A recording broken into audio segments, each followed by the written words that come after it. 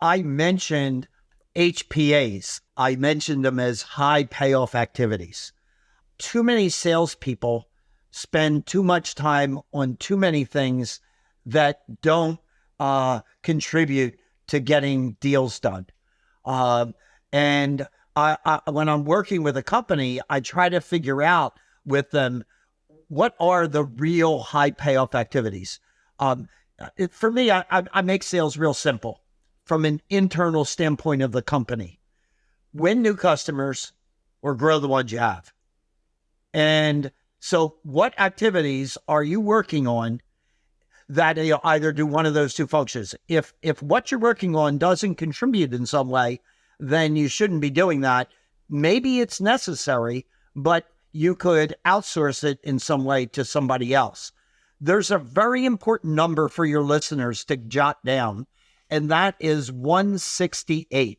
Every person on the planet is given the same number of hours each week. That's just math. 24 hours a day, 7 days a week, 168. But in the sales profession, we don't get 168 hours.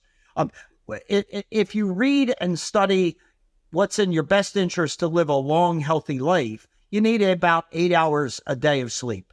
9 might even be better, but let's just use 8 times 7 days is 56. I just slept through 56 of my 168.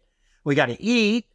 We have to exercise. We have to do some social things. We probably will have some interests that we want to do sporting wise. You and I were talking about reading earlier today. And so all of a sudden, you're down to 40 to 60 hours that you might have it play to be in the sales profession. Well, I better be really guarded about those 40 to 60 hours. And the world and the people around you almost conspire to suck up that 40 to 60 with stuff that isn't necessarily going to get you to hit your numbers, to go out and do the necessary prospecting activities and so forth that you need to do. So I'm gonna take it offline for just a moment, get out of the sales world for a second, and show you something. This is near me all the time. I carry it with me. It goes everywhere that I go. For those of you who are only listening on the podcast, we're seeing a notebook being brought up by Jack. And so I just want to make sure I'm doing the closed captioning. So inside here are my personal goals. And you could go to my website at jackdalysales.com and you would find that this is published for the world to see. That just increased my accountability big time. I give that to 5 people that I call the board of directors of my life. And I say, look, these are the things I really want to get done this year.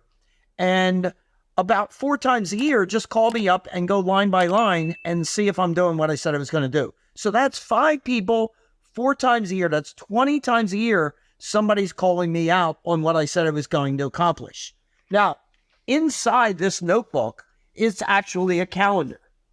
And what I'm holding up here is every day I write down everything I did that day that relate to anything that's in my personal goals.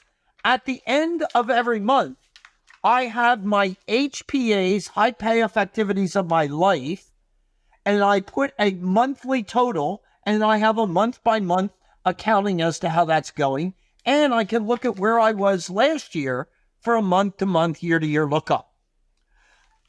I have been doing this process, Jason, since I was 13 years old.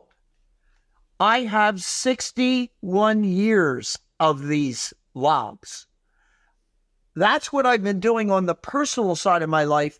And what I can tell you is, from a business standpoint as a salesperson, I'm doing the same thing with my 40 to 60 hours that I'm applying in my business and making sure that I'm disciplined enough to do what I said I was going to do. Now, let me just go just a little bit further.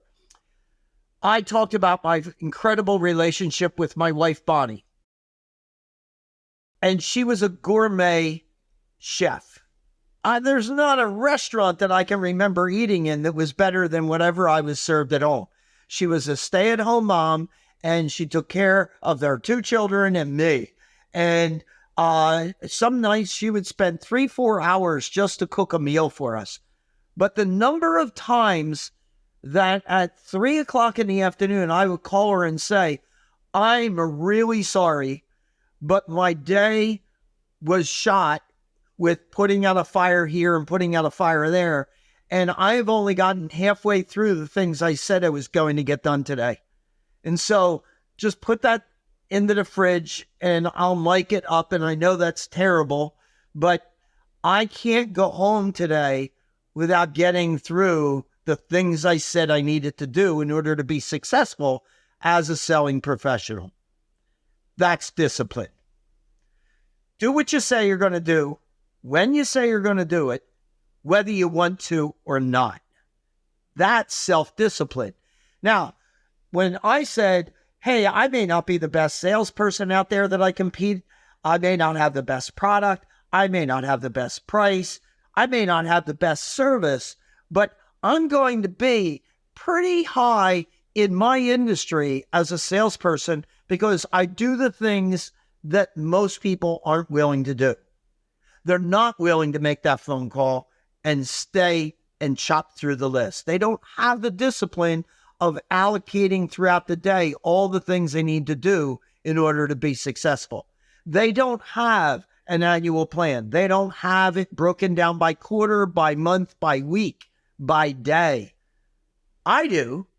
And I have benefited in my personal life because of that discipline.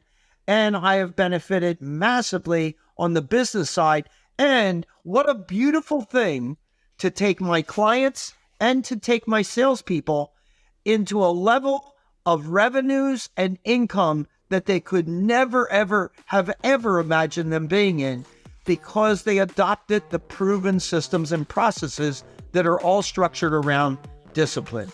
That's it. Thank you so much for listening to the Selling with Love podcast. We have some previous episodes you can tune into right here. And if you prefer the short form content where you get to the point in under 10 minutes, we do have a ton of clips from our best episodes that are being shared on this channel as well. So pick which one supports you the most. And of course, thank you for liking, subscribing, and of course, selling with love.